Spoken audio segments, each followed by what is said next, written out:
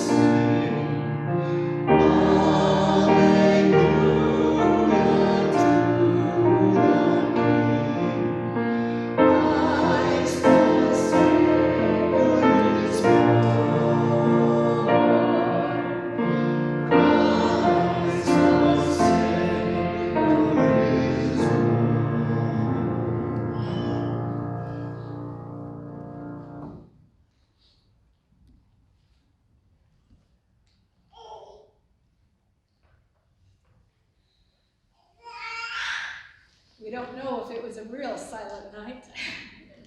When babies are born, there's often action and uncertainty.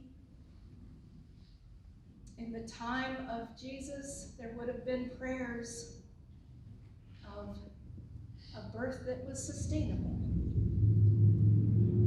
And in our day, too, there are children, youth, adults, and elders who are uncertain if their life will be sustainable. And so, these lights remind us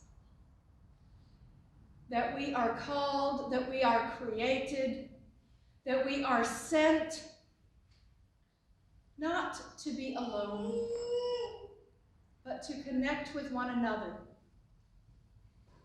to be curious about one another, to learn about one another, to inquire on and to check in with one another, to find those places where the needs of the world and your giftedness can meet, to bring healing and wholeness, to bring that justice and righteousness that the prophet speaks of.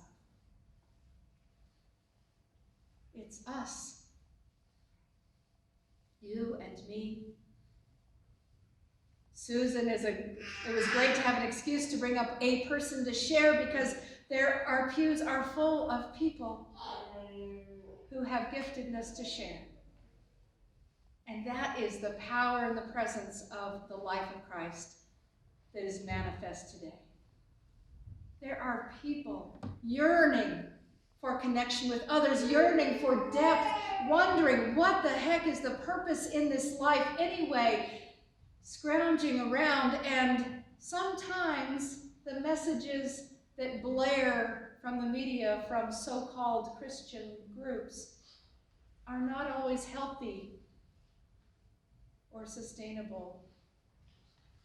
And so it is us, our words, our deeds, our day-to-day mundane things that we may think don't really matter, that can plant the seeds and grow the stalk that may bloom to fruitness. As you think about those who have gone before us, that have been that for you, may we take this light of Christ in this July 25th. May we recommit ourselves, all that we are, all that we have, to bringing life and light and goodness and positive speaking and thinking and card writing and calls and connecting, because we are in a time, friends, when the world would like for us to be divided, when the messaging continues to put down, to stamp out the lights, that it doesn't matter. And yet, in that life and that story of Jesus, may you know that it does matter. Every little thing, giving of our time, our energy, a smile to someone, a caring conversation, saying, "How are you doing?" to the checkout person who's been berated through the day. Or, as I'll try to do tomorrow, to those on the airplane who are taking care of us and trying to keep us safe, many of whom have been abused in the last months. As we breathe in that breath which is from creation, may we go from this place in the strength of Christ, because you are the light of the world, and we have the capacity to be that healing presence for the world.